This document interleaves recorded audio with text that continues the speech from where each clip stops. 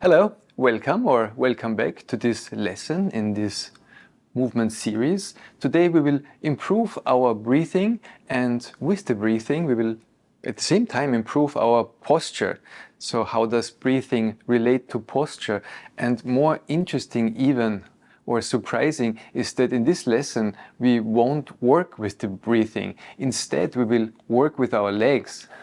So how does working with the legs improve the breathing? I invite you to join me in this movement sequence and to make your own judgment, to make your own discoveries and explorations using yourself, your experience, and improve your well-being just as well. We will start by lying on the back, so please, if you may, come to rest on your back.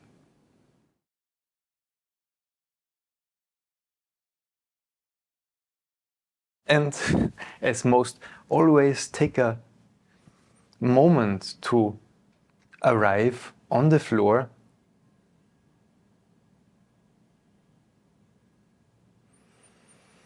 To allow yourself a few seconds at least to don't do anything, just be on the floor, collect yourself, so to say, feel how you rest on the floor, how the floor supports you. And then bring your attention to your breathing. So that's the breathing part, the active one. And feel when you are resting on your back, on the floor, your chest may expand forwards, sideways. For your breathing, your lungs can expand downwards and maybe a little bit upwards as well. If you look at it closely or feel for it closely, but not so much in the back because there's the floor, isn't there? So to breathe against the floor means to expand your chest into the space in front of you.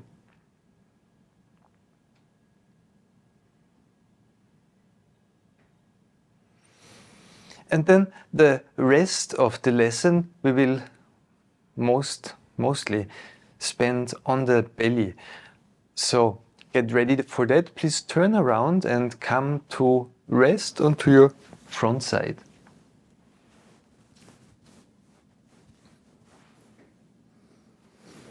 And on your front side, take good care of your neck, so your neck doesn't stiffen up. So if you have to turn your head frequently, do that. Just take good care of yourself. That's a life philosophy on its own. And place your hands somewhere up close to your head, somewhere.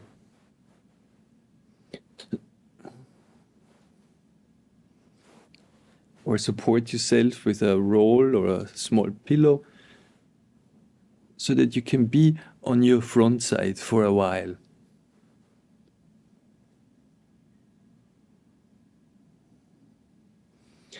And on your front side, feel how that changed for your breathing. Now the floor is in front of you, so you cannot expand your chest as well forwards as you did when you were lying on your back. But does your back expand backwards? Do you have the ability to breathe into your back? Or how is the breathing different now on the front side?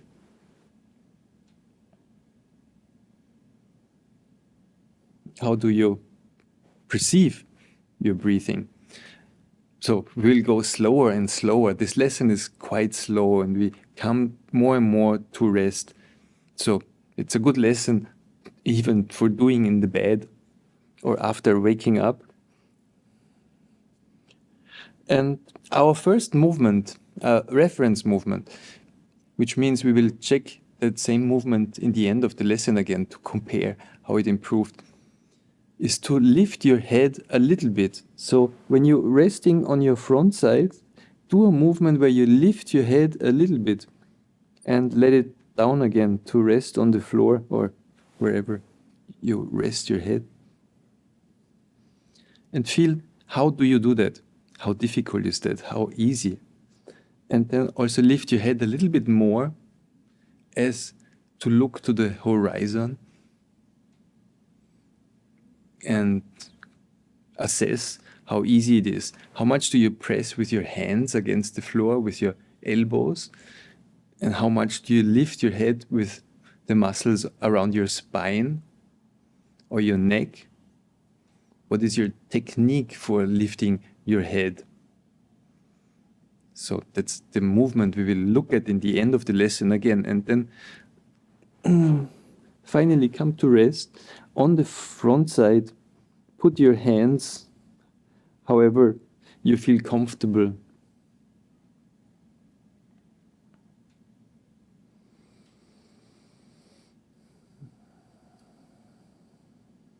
And then bring your attention to one leg, for example, the right leg, and start to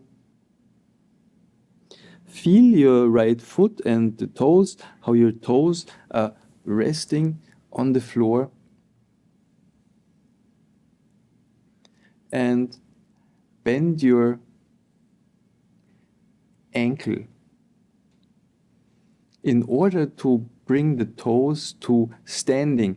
But don't rush that movement, but just feel, how would you do that? How do the toenails slide on the floor? How do you have to drag them along? What is your feeling? What are the mechanics for this tiny movement of moving your foot, or maybe rolling your leg right and left, which will move your heel right and left?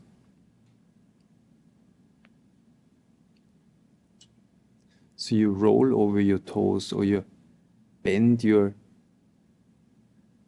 foot in order to slowly bring the toes to standing and start to get a feeling of standing your toes. So a reminder of that movement we maybe often take for granted, but now we look at it in detail and ease into the movement of bending the foot to stand the toes. And how close can you stand the toes to your head or to your knee? So, which means how well can you bend your foot? Stand your toes on the floor. So where's that position? And that's our starting position for the first movement with the legs, is to lift your knee. So you're leaning on the toes of the foot and lift the knee of that leg. So if it's your right leg, you stand the toes of your right foot and you lift your right knee off the floor. Maybe you have an internal image of a bridge that spans from your toes to where? To your hip joint, maybe, hip joint area, or maybe even further up. To lift your right knee and lower it again. To lift the right knee off the floor, and you lean against your toes to make that happen. So the leg becomes a long bridge. And play a little bit with, for example, how far do you stand your foot away from the midline or the other foot? How is it to stand your foot very close to the other foot when you lift your knee? So how does this change the lifting, your sensation, the ease of lifting, your technique, your possibilities for lifting your leg?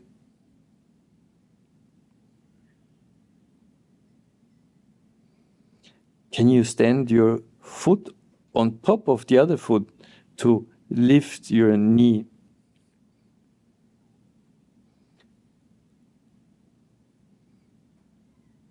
And slowly, slowly, it's not a workout, it's an exploration. So you can take breaks in between, actually a good idea. Just to rest, take a break, And then slowly pick up the movement again, the same idea of bringing your toes to stand in order to lift your knee. But what is the orientation of your leg? How far do you have your foot close to the midline, close to the other foot? Even you might even cross over the other leg. How much do you roll your leg?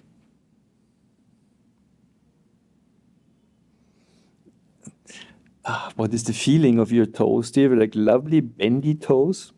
Or do you have a few rebels who don't like to bend and you're more on the very tip of your toes?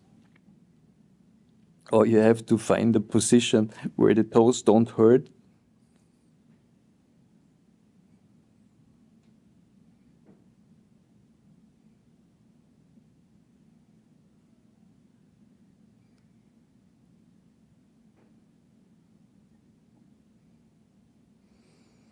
How far out to the side did you try to place your foot in order to lift your knee?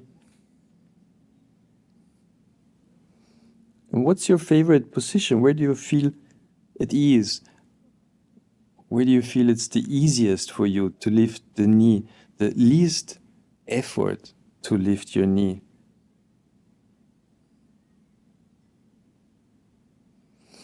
And then take a rest again. If you can, stay on your front side or you roll over onto your back, but just for a moment.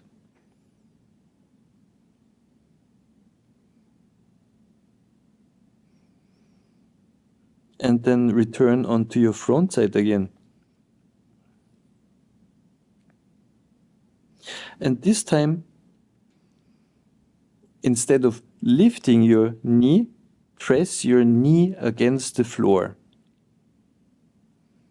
So if it was your right leg, then press your right knee against the floor and see what kind of movement will that be. And what we are looking for, what's my intention is that when you press your right knee against the floor, your right hip joint, the area of your right hip joint will lift off the floor, which means your pelvis will roll. So if it's your right hip joint that's lifting, your pelvis will roll to the left. Maybe your leg will even bend a little bit in order to lift the hip joint, the area of the hip joint, away from the floor.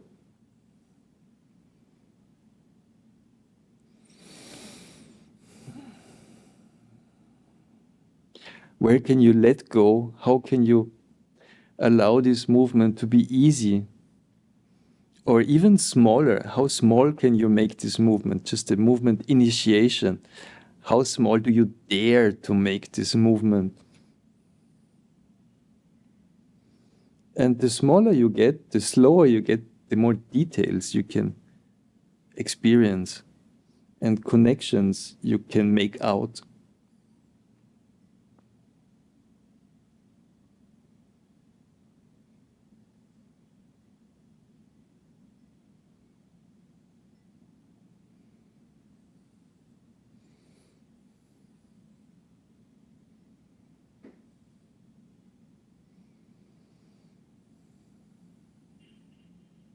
Then take a short rest again, just maybe 5 seconds.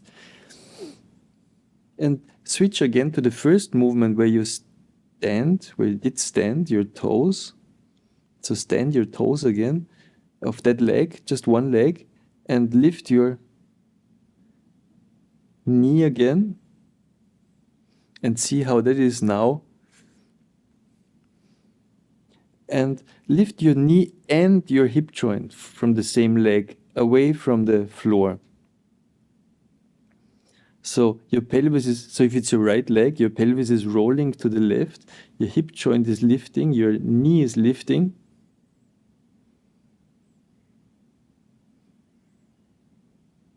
It's almost a bridge from your toes of your right foot to your left shoulder, isn't it? Or up the belly somewhere. But don't be too hard on yourself. Just do a few movements and then rest again.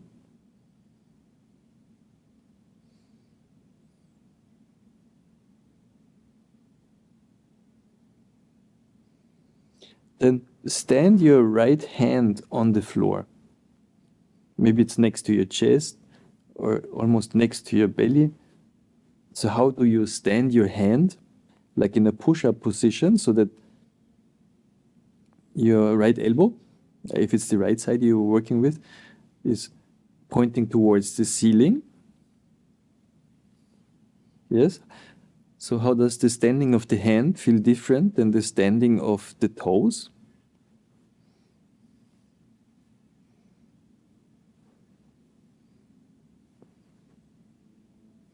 So find a nice place to stand your hand where you can feel you can rest and the hand is standing. Which orientation are the fingers?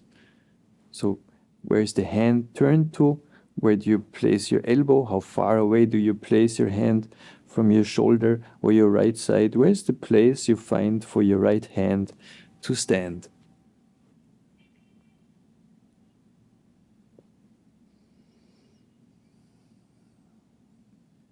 And then also stand your right foot.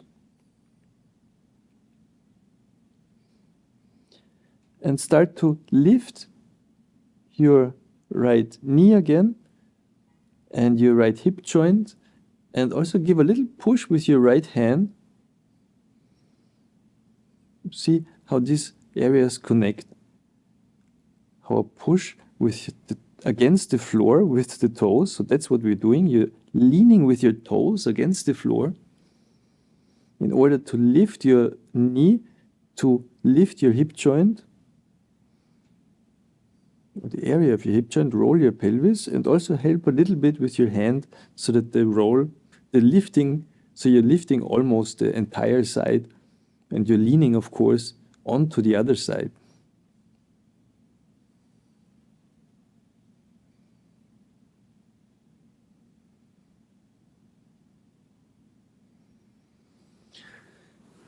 And where does your head have to be turned? That might be a question, but keep your head wherever it's comfortable for you. Maybe your head is turned to the side you're working with, maybe the other side, or maybe you frequently need to turn the head.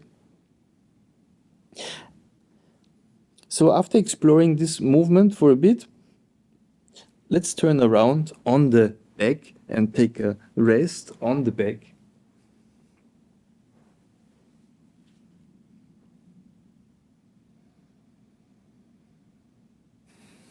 And maybe you can feel your breathing, how maybe there's already an improvement, a noticeable improvement in how you breathe.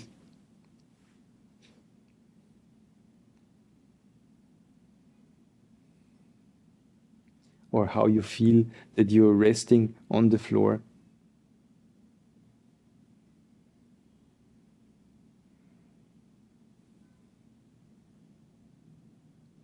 And then turn around onto your front side again, and we will work with the other legs. The other leg, in my case, the left leg.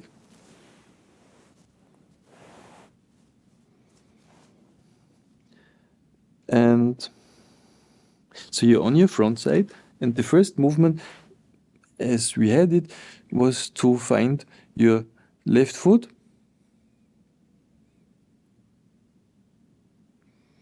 And to bend your left foot so that you can feel the toenails slide, that you can feel, how do you even bend the foot when you cannot see it?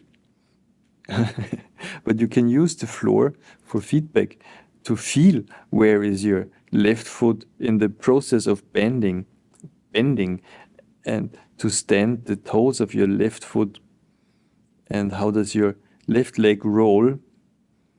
How far do you stand your left foot? Away or near to the midline or next to the other foot? There's only two, to the right one. So standing the toes in order to lift the knee, the left knee. Yes, so maybe this is getting more precise. The leaning with the leg, the leaning with the toes against the floor. So you pull up the toes towards your left hip joint so that it becomes easy to lift your knee.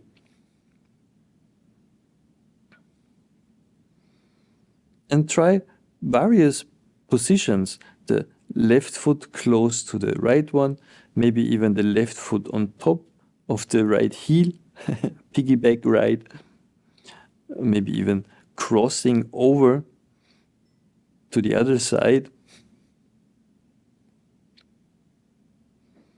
So you cross your left foot over your right foot. See how it is to stand it there. Does that even make sense? Does it make it easier to lift your left knee or more difficult? How far out?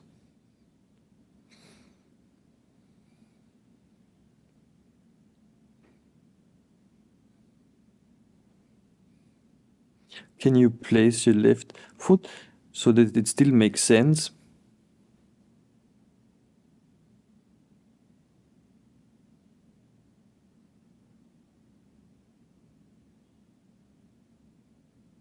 And of course you can do other movements as well, but maybe also let's stay in sync a little bit. So take a short rest. And then the next movement is to press your left knee against the floor. Instead of the toes, you press your left knee against the floor. And when you press your left knee a little bit and a little bit more, you can start to feel, probably, hopefully, that your left hip joint starts to lift off the floor and your pelvis rolls to the right.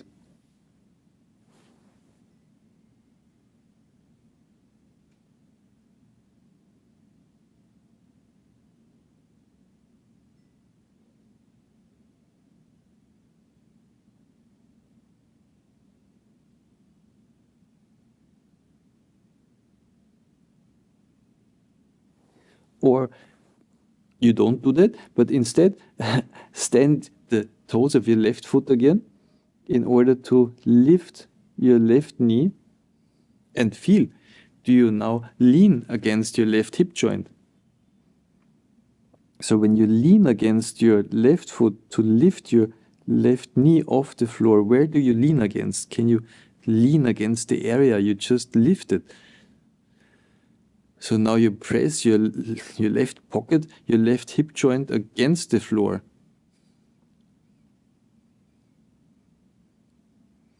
Or we lengthen the bridge, so bring your left hand to stand and feel how your left hand is standing. What's a good position, a good orientation for your left hand to stand it? Where do you stand it? So you can press with your left toes and your left hand against the floor in order to lift your left knee and your left hip joint.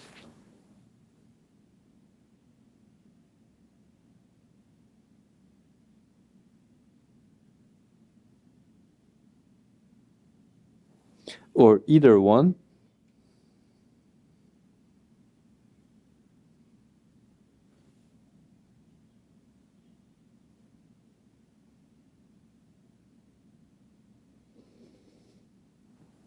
And I leave it to you to find the head position that matches these embarkments, endeavors, these movements.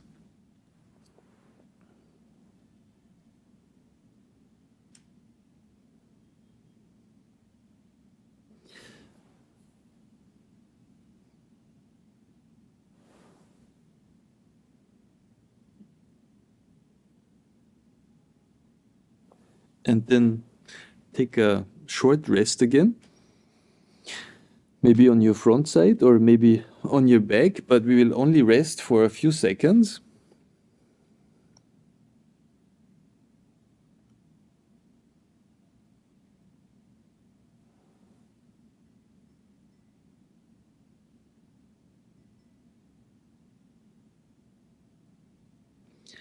and then come back onto your front side.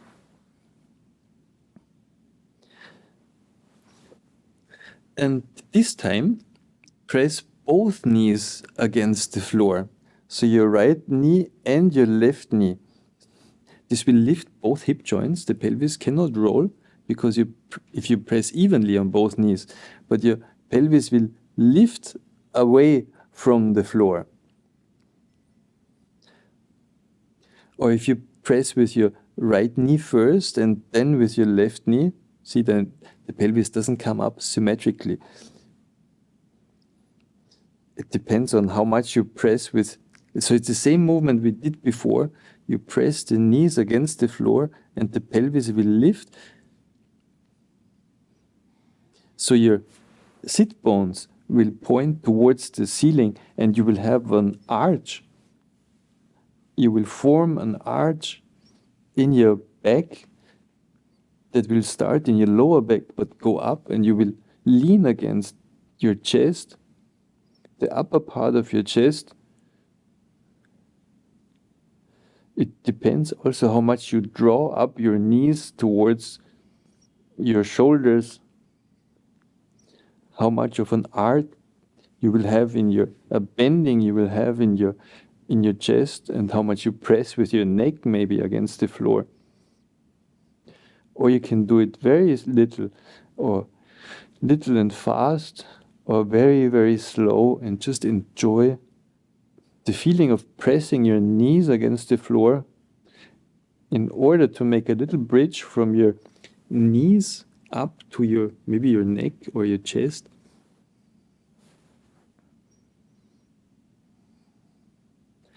So head position, where do you have to place your head? How do you have to place your hands? I leave that to you to explore what feels good, what makes sense to you. Two different things that make sense and things that feel good. Huh? Also a life lesson there.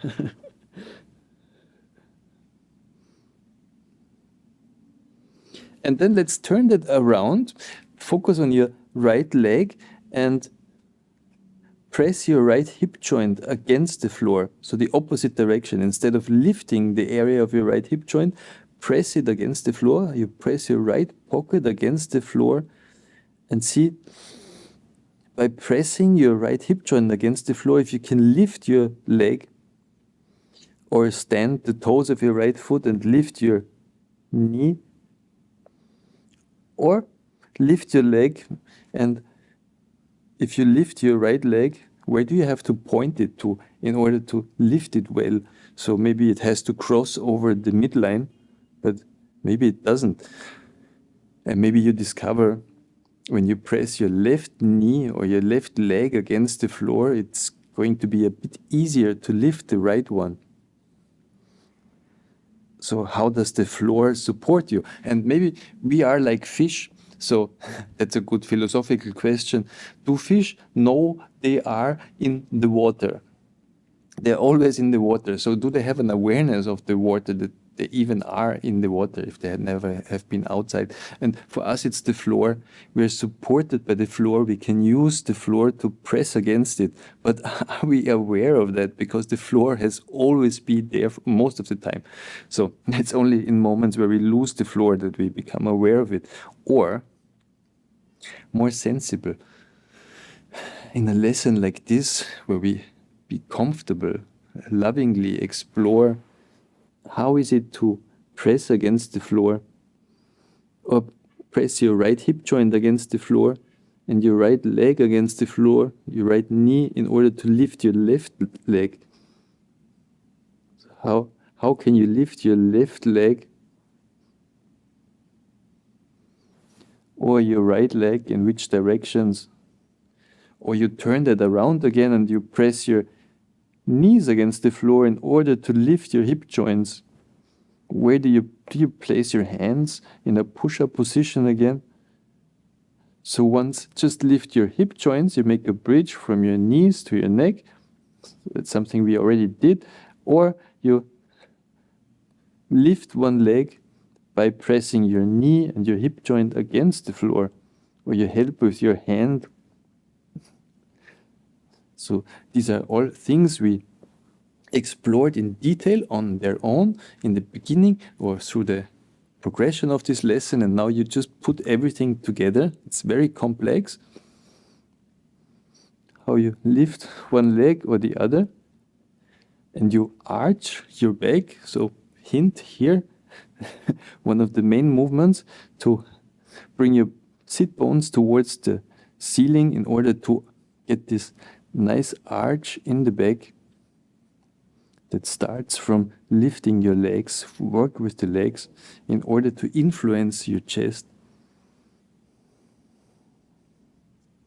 Okay, and then I think we played enough with these movements for this video. We can always do the video again or play with the movements on our own and come to rest on your back. Turn around onto your back and feel, sense how you're on your back now. How you might have a more three-dimensional image of your chest and a different sensation in breathing, a different sensation of contact with our friend, the floor. The floor is always, or most always, there for us, unbeknownst to our consciousness, maybe. How has your breathing changed now? How can you breathe in your upper part, the upper parts of your chest into the room? How can you feel? How do you feel the floor you breathe against when you rest on your back?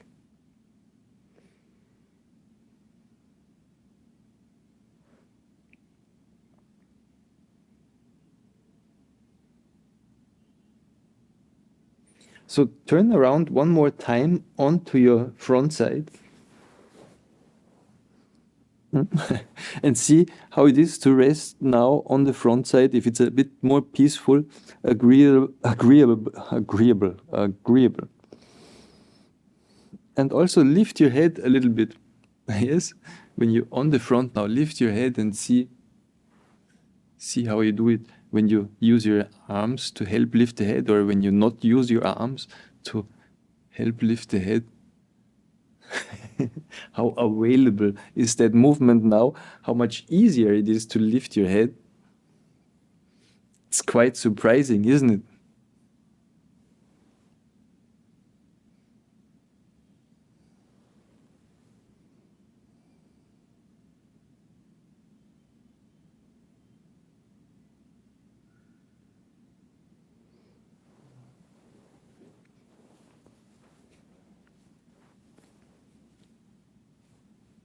Maybe take a last rest on your back.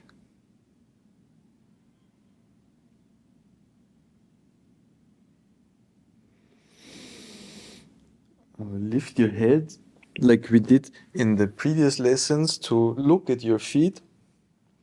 How is it to go into the other direction? Again, to lift the head, to bend the head downwards, forwards, as opposed to what we did most of this lesson, a reverse of the movement. We didn't lift the head, but we lifted everything else instead. Quite the trick. And how does it pan out in standing? How does this feel when we come up to stand and face the world in standing? So let's try out. Please roll over a side and come up to stand.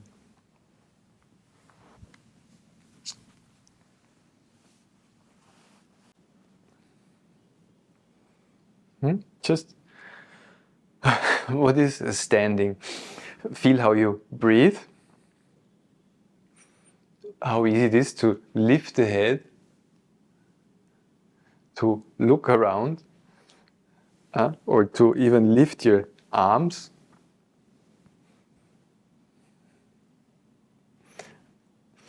How has this lesson changed your breathing and your posture for the better?